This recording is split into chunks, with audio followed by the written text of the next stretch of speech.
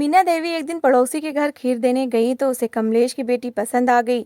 तो वो उनसे कहने लगी, मुझे दहेज की जरूरत नहीं है, आप अपनी बेटी का रिश्ता हमें दे दें। कमलेश और शीला ने फौरन हाँ करके बेटी को ब्याह दिया।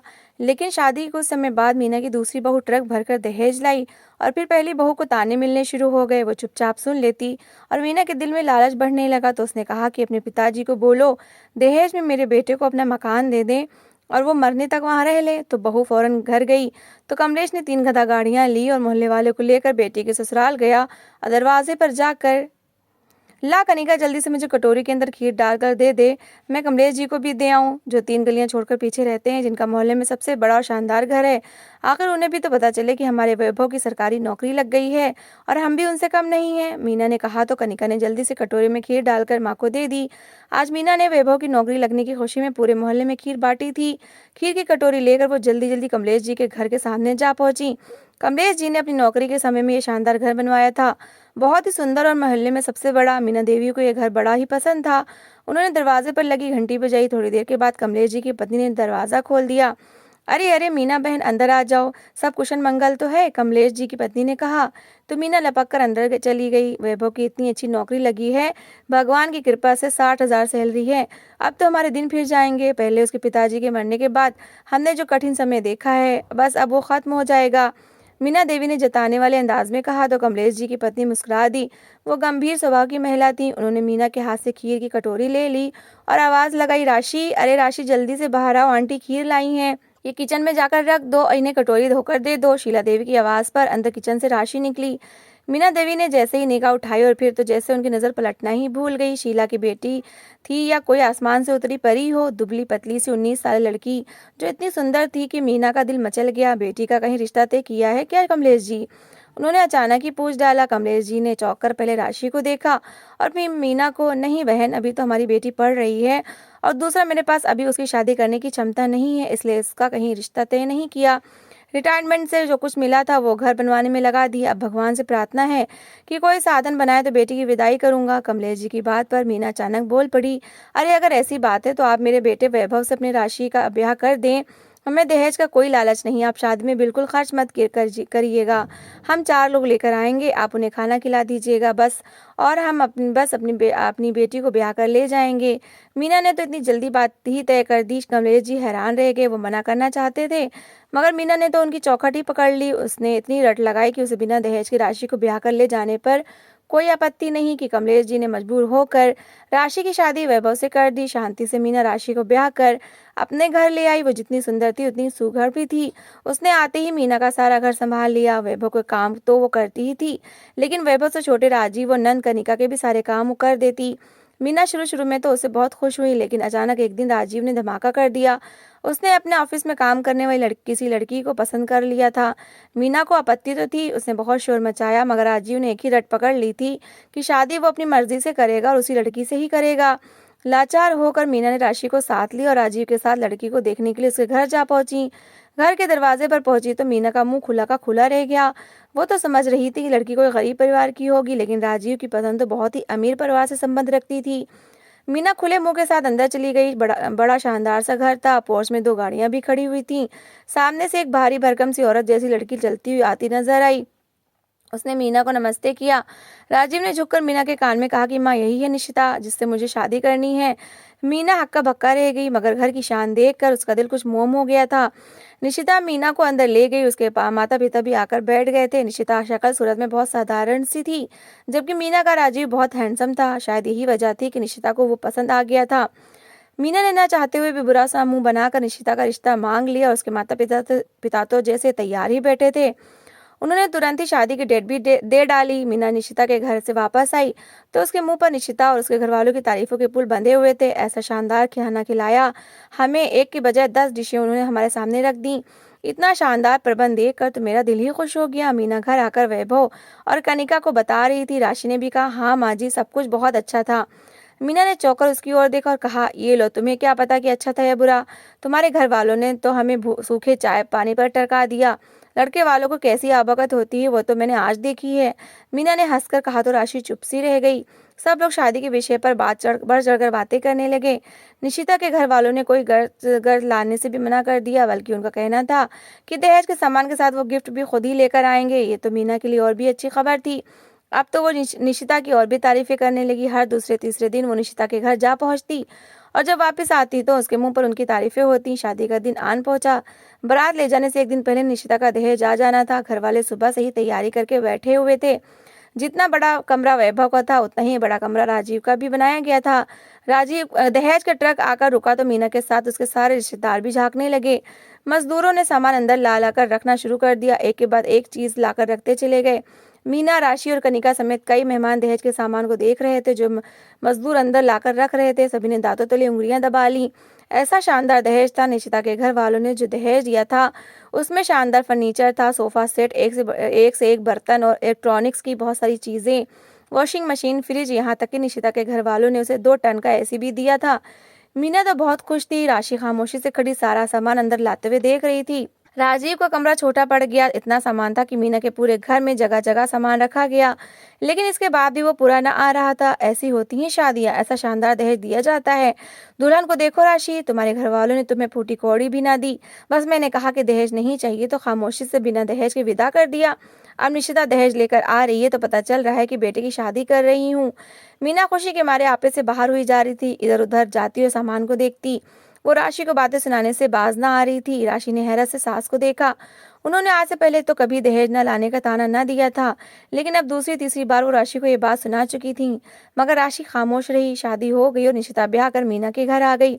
शादी को 10 दिन गुजरे तो एक दिन राशि के पति वैभव ने नाश्ते के बीच कहा, अब नई भाभी आ गई है, अब उनका हाथ भी खाने में लगवा लेना चाहिए ताकि हमें पता तो चले कि आखिर उनके हाथ में क्या स्वाद है। निशिता जो चाय पी रही थी एकदम बोली, मुझे खाना बनाना नहीं आता, मैं नहीं बनाऊंगी पराठे। सबके सामने रखती हुई राशि चौंक गई। तभी मीना बोली, हाँ हाँ, अगर नहीं बनाना आता तो कोई बात नहीं, राशि है ना, कर लेगी सब। और इसने करना ही क्या है, वैसे भी इतने गरीब परिवार की लड़की लाकर हमने इस पर एक उपकार ही किया है। दहेज में 1 रुपये की भी चीज नहीं लाई वो। अगर सबकी सेवा करके इस घर में अपनी जगह बनाएगी तो उसका ही भला है ना। निशिता की उससे क्या तुलना। मीना ने कहा तो राशि की आंखों में आंसू आने लगे। सबके सामने उसकी इतनी बेइज्जती की गई थी। निशिता मुस्कुराते हुए राशि की ओर देख रही थी। मेरी चाय ठंडी हो गई है, जरा उसे गर्म करके तो ले आओ। उसने आदेश देने के अंदाज में चाय का कप राशि की ओर बढ़ाते हुए कहा। राशि ने खामोशी से कप उसके हाथ से ले लिया और किचन में चली गई। एक शाम कुछ मेहमान मीना के घर आ गए। मीना बड़े जोर से उनसे मिली। वो बड़े अच्छे लोग थे और मीना अपनी बेटी का रिश्ता उनके घर करना चाहती थी। राशि किचन में काम कर रही थी, जब ही मीना ने उसे आवाज लगाई, राशि जल्दी से शरबत बनाकर ले आ। राशि ने आटे में सने अपने हाथ जल्दी से धोकर शरबत बनाने लगी। शरबत बनाकर उसने किचन में रखे हुए ग्लास निकाले। मेहमानों की संख्या से वो ग्लास कम थे और थोड़े पुराने से भी हो रहे थे। तभी मीना किचन में चली आई। ये पुराने गिलासों में शरबत डालकर मत ले आना, अंदर से निशिता के दहेज के नए गिलास लेकर आओ और उसमें शरबत डालकर लाना, बड़ा अच्छा इंप्रेशन पड़ेगा। खुशी से कहते हुए मीना जल्दी से चली गई। राशि यूं तो निशिता से ज्यादा बात नहीं करती थी, मगर दिल कड़ा करके उसके कमरे में चली गई। वो मोबाइल चला रही थी। माँ जी ने कहा है कि तुम अपने दहेज के गिलास दे दो, मेहमानों को शरबत देना है, राशि ने झिझकते हुए कहा। तो निशिता ने तपाक से कहा कि हाँ ठीक है, वहां से ले लो, लेकिन देखो खराब मत करना और देखना कोई गिलास टूटे नहीं, ध्यान से वापस लाकर अलमारी में रख देना, बहुत महंगे गिलास हैं। राशि को बुरा तो लगा, लेकिन उसने खामोशी से गिलास उठा किचन में चली गई। किचन में ले गई। उसने ग्लास में शरबत निकाला और ले जाकर मेहमानों को दे दिए। मेहमान बातों में व्यस्त थे। तभी एक बच्चा बोला, अरे वाह, ये ग्लास कितने प्यारे हैं। बच्चे की बात सुनते ही सब चौंकर ग्लासों पर ध्यान देने लगे। मेहमानों ने भी ग्लास को देखा। अरे मीना, तेरे घर में तो आज तक इतने प्यारे ग्लास नजर नहीं आए, ये कहाँ से लाई हो? क्या इस बहू के दहेज के हैं? उसने राशि की ओर इशारा किया। तो मीना ने एकदम जोर से हंसकर कहा, अरे इसने कहाँ से दहेज लाना था, ये तो फूटी कौड़ी भी नहीं लेकर आई, ये दहेज तो मेरी दूसरी बहू लेकर आई है। भगवान की कृपा से बहुत ही अमीर परिवार की है, लाखों का दहेज दिया है उसके घर वालों ने। पहली बहू को लाकर तो पछता रही थी, जो कुछ दिया उसे अपनी जेब से ही दिया, लेकिन दूसरी बहू आई है तो मेरे अरमान पूरे हुए हैं। मियाँ और भी ना जाने कुछ बता रही थी। राशि को बहुत अपमान लगा। वो जल्दी से पलटकर किचन में वापस चली आई। दहेज न लाने का ताना अब तो उसके जीवन का रोग बनता जा रहा था। 3-4 दिन गुजरे तो एक दिन राशि सारे घर वालों के कपड़े धो रही थी। गंदे कपड़ों का पहाड़ उसके सामने था। निशिता भी अपने और राजीव के कपड़े वहां पर रख गई थी। राशि ने कुछ नहीं कहा और खामोशी से कपड़े धोती रही। मगर अभी उसने आधे कपड़े धोए थे कि अचानक मशीन चलना बंद हो गई। राशि ने घबराकर 2-3 बार बटन घुमाए लेकिन मशीन न चली। उसने स्विच को भी हिलाकर देख लिया। उसे लगा शायद स्विच खराब हो गया है, मगर स्विच तो बिल्कुल ठीक था। वैभव अंदर कमरे में सो रहा था। राशि परेशान होकर अंदर गई और उसका कंधा हिलाया। सुनिए, जरा कपड़े धोने वाली मशीन को देख लीजिए, लगता है वो खराब हो गई है। वैभव उठकर आया और मशीन को देखने लगा। उसमें से धुआं निकल रहा था और जलने की बुआ आ रही थी। ये तो जल गई है, वैभव ने जान छुड़ाने वाले अंदाज में कहा। राशि ने बेबसी से कपड़ों के ढेर को देखा। तभी मीना ऊपर से चिड़ियों को दाना डालकर नीचे उतर आई। क्या हुआ, जला दिया मेरी मशीन को? अपने बाप के घर से तो कुछ नहीं लाई, जो कुछ सामान मेरा था उसके भी पीछे लगी है, मीना ने टोकने वाले अंदाज में कहा। तो राशि एकदम बोल उठी, माँ जी मेरी कोई गलती नहीं है, पता नहीं कैसे चलते चलते मशीन बंद हो गई। आप ऐसा करें, निशिता से कहें अपनी नई मशीन निकाल कर यहाँ बाहर रख दे, उसके कपड़े भी तो धुलने हैं, मैं धो दूंगी। राशि ने कहा तो किचन से फ्रूट काट कर अपने लिए कमरे में ले जाती निशिता अचानक चौंक कर पलटी। मेरे दहेज की चीज़ों पर ज़्यादा नज़र रखने की ज़रूरत नहीं है, तुम्हारे इस्तेमाल के लिए लेकर नहीं आई मैं। तुम्हें मशीन में कपड़े धोने का इतना ही शौक है तो अपने पति से कहो दिला दे, या अपने बाप से जाकर बोलो। निशिता तड़प तड़क कर बोलते हुए अंदर कमरे में चली गई। राशि हक्का बक्का रह गई। उसकी आंखों से में आंसू आ गए। वैभव भी वहीं खड़ा यह सब कुछ देख रहा था। अचानक से उसका चेहरा लाल हो गया। हर बार तुम्हारी वजह से मुझे बातें सुननी पड़ती हैं। ऐसा लगता है कि किसी भिखारी के घर से तुम्हें ब्याह कर ले आया हूँ। क्या था अगर तुम्हारे माँ बाप तुम्हें दहेज के नाम पर कुछ टूटी फूटी चीजें ही दे देते, कम से कम सबका मुंह तो बंद रहता। मगर तुम्हारे घर वाले तो जैसे तुमसे जान छुड़ाने को तैयार बैठे थे, बस उठाकर हमारी झोली में फेंक दिया। वैभव गुस्से से कहता हुआ घर से बाहर निकलता चला गया। मीना ने भी नीचे आकर शोर मचा दिया था। राशि कुछ देर तो सहन करती रही, मगर अब अपने आंसू रोकना उसके लिए कठिन हो रहा था। उसने तंग आकर मीना से कहा, माँ जी मेरे घर वालों ने आकर आपकी मिन्नत तो नहीं की थी कि मुझसे अपने बेटे की शादी कर दें। आप खुद ही मेरा रिश्ता मांगने आई थी और आपने खुद ही कहा था कि आपको दहेज नहीं चाहिए। मेरे पिताजी ने कहा भी था कि उनके पास अभी फिलहाल क्षमता नहीं है। अब अगर उन्होंने मुझे दहेज नहीं दिया तो मुझे उठते बैठते ताने तो न दिया करें। राशि के इतना कहने की देर थी कि मीना एकदम तड़क कर बोल पलटी, अरे अगर मैंने कह भी दिया था कि दहेज नहीं चाहिए तो उसको पत्थर की लकीर तो नहीं समझ लेना चाहिए था ना। इतनी लंबी जुबान जो मायके वालों से लेकर आई हो, 2-4 चीजें भी ले आती। अब यहाँ कौन तुझे अपनी चीजें देगा? हाथ से कपड़े धो महारानी, नहीं तो अपने बाप से जाकर बोल कि दहेज नहीं दिया तो कम से कम ये चीज तुझे दे दे। मेरे मासूम वैभव का जीवन अजीरन बना रखा है। अब वो घर के खर्चे पूरे करे या तुझे नई वॉशिंग मशीन दिलाए। राशि की आंखों से आंसू बहने लगे। आप कहना क्या चाहती हैं माँ जी? क्या कहूँ मैं पिताजी से? उसने बड़ी मुश्किल से कहा। तो मीना एकदम चहक कर बोली, वो जो इतना महल जैसा घर बनाकर रखा है जिसमें दोनों बुढ़िया ऐश से जिंदगी गुजार रहे हैं, उन्हें वहां रहने की क्या जरूरत है? वो घर वैभव के नाम कर दें। आखिर को उनकी बेटी हमने अपने घर में रखी हुई है, पाल रहे हैं, तुम्हें कम तो नहीं है? मीना ने कहा तो राशि हक्का बक्का उनका चेहरा देखने लग गई। माँ जी लेकिन मेरे माता पिता कहाँ जाएंगे इस बुढ़ापे में? उनके पास रहने की अकेली वही तो एक जगह है। अपनी सिसकियों पर काबू पाते हुए राशि ने कहा। मीना ने गहरी सांस ली। हाँ तो रहते रहे ना वो दोनों उसी मकान में। तू ऐसा कर, आज चली जा घर और जाकर अपने बाप से बोल कि वो मकान वैभव के नाम कर दें। जब तक वो दोनों मरते नहीं वहां रह सकते हैं, कहीं किसी कोने खुदरे में। कोने वाला कमरा उनको दे देना। कुछ तो अपने पति का भला सोच। आखिर वो बेचारा कब तक नौकरी पर जा जाकर अपना खून पसीना बहाता रहेगा? राशि का दिल धक से रह गया। मीना ने तो अब सारी प्लानिंग की हुई थी। राशि ने और बात करना ठीक ना समझा। उसने जल्दी से कपड़े उठा नल पर ले जाकर हाथ से कपड़े धोने लगी। 1 बजे के करीब वो सारे कपड़े धोकर फ्री हुई तो मीना और निशिता ने खाने का शोर मचा दिया। वो बेचारी थकी हारी किचन में जाकर उनके लिए खाना बनाने लगी। फिर तो मीना ने जैसे रूटीन ही बना लिया। वो उठते बैठते राशि को दहेज न लाने और गरीब घर का होने का ताना देती रहती। राशि कभी जवाब देती और कभी खामोशी से रोने लगती। सिर्फ मीना ये सब कहती तो अलग था, मगर अब तो वैभव ने उठते बैठते उसे यही ताने देने शुरू कर दिए थे। राशि चुप करके रहती, लेकिन अपने माँ बाप के घर न गई। लेकिन तभी वो हो गया जिसका खुद राशि को भी अंदाजा नहीं था। निशिता का सोफा बाहर बरामदे में रखा गया था क्योंकि घर छोटा था और किसी कमरे में सोफा रखने की जगह नहीं थी। उस दिन ताबड़तोड़ बारिश हुई। शाम के बाद बादल बरसना शुरू हुए तो रात होते ही सब अपने अपने कमरों में जा घुसे। क्योंकि बारिश के साथ ही ठंड पड़ने लग गई थी। किसी को ख्याल ही ना आया कि बाहर बरामदे में पड़े हुए सोफे को प्लास्टिक से ढक दिया जाए। बरामदे की छत तो थी लेकिन सामने से खुला था, जहाँ से बारिश की तेज बौछार अंदर आती रही। और सुबह जब निशिता कमरे से निकली तो उसका सोफा पानी से में भीग चुका था। निशिता के गले से एक जोर की चीख निकली, माँ जी जल्दी बाहर आए, देखिए मेरे इतने महंगे सोफों को क्या हाल किया है बारिश ने। अगर आप लोगों के घर में इतनी जगह नहीं थी तो पहले ही बता देना था। मेरे घर वाले इतना कीमती और महंगा दहेज नहीं देते। आप लोगों को तो पता ही नहीं है कि महंगा सामान रखते कैसे हैं। सारा सोफा मेरा बर्बाद करके रख दिया है। मुझे एक कमरा और चाहिए जहां मैं अपना बाकी का सामान रख सकूं। निशिता ने चीख चीख कर पूरा घर इकट्ठा कर लिया था। मीना समेत सभी हैरत से देख रहे थे। सोफे का सच में बुरा हाल हो चुका था। राजीव भी कमरे से निकला। माँ, अब एक कमरे में हमारा गुजारा नहीं होता, हमें एक और कमरा चाहिए, राजीव ने दो टूक अंदाज में कहा। मीना ने इधर उधर देखा और बोली, एक कमरा तुम लोगों के पास है, एक कमरे में मैं और कनिका सोते हैं, बाकी एक ही कमरा बचता है, वो वैभव राशि के पास है।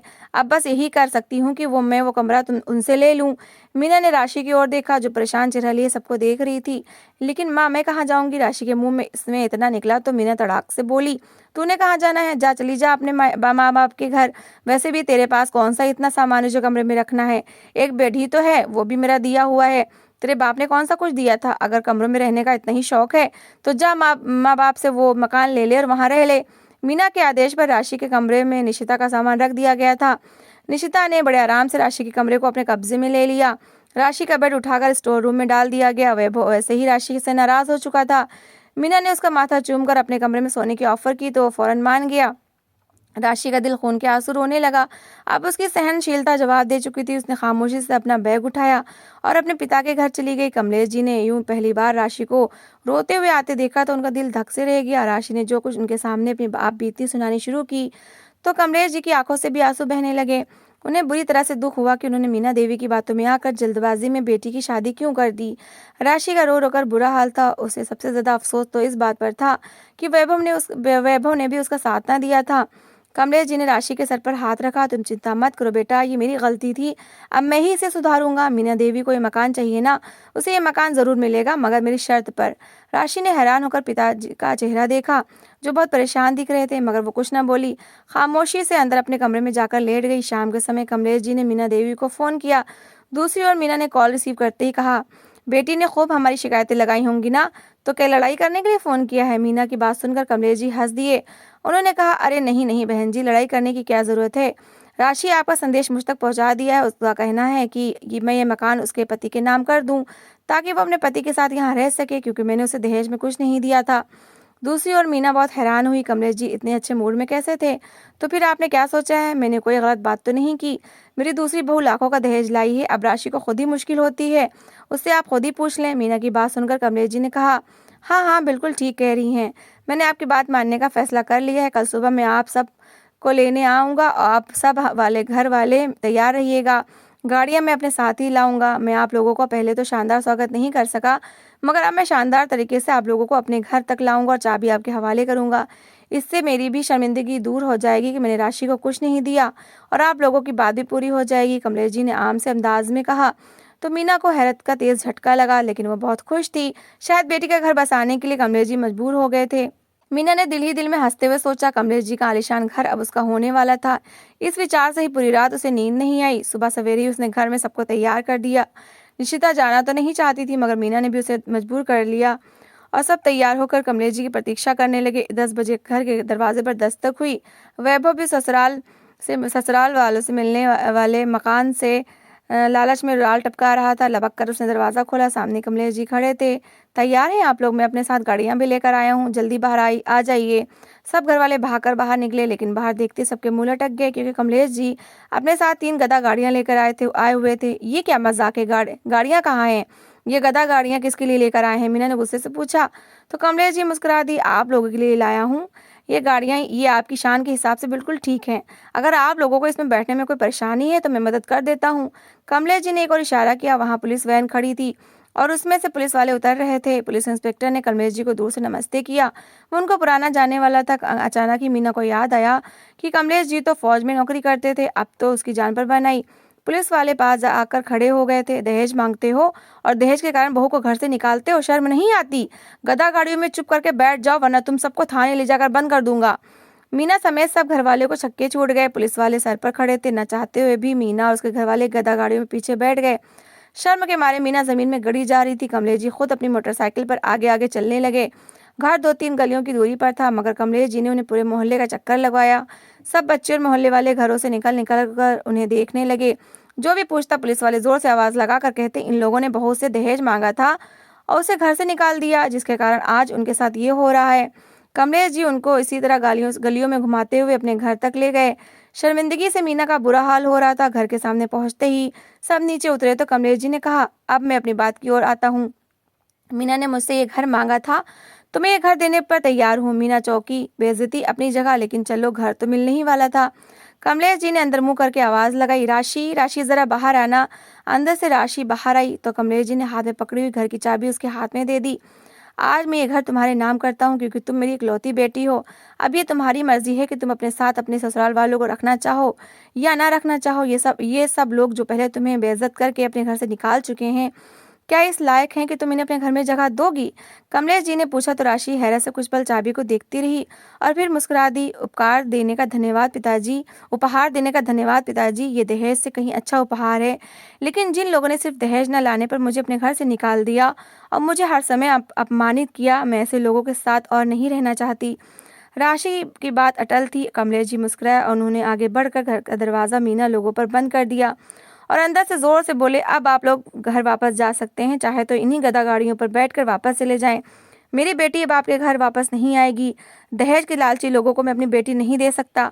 मीना, वैभव और राजीव बहुत ज्यादा लज्जित हो गए थे, मगर पुलिस वालों के होते हुए कमलेश जी का कुछ नहीं बिगाड़ सके। अपना सा मुंह लेकर वो वापस आ गए। दहेज में मकान तो नहीं मिला था, राशि भी हाथ से गई।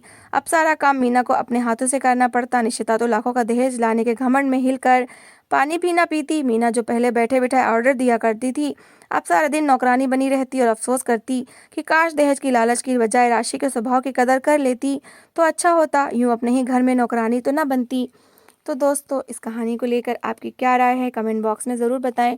और अगर आपको हमारी आज की कहानी अच्छी लगी हो तो प्लीज़ इसे लाइक ज़रूर करें। अगर आपने अभी तक हमारे चैनल को सब्सक्राइब नहीं किया तो ज़रूर कर लीजिए। तो मिलते हैं ऐसी ही एक मोटिवेशनल कहानी के साथ। Thanks for watching.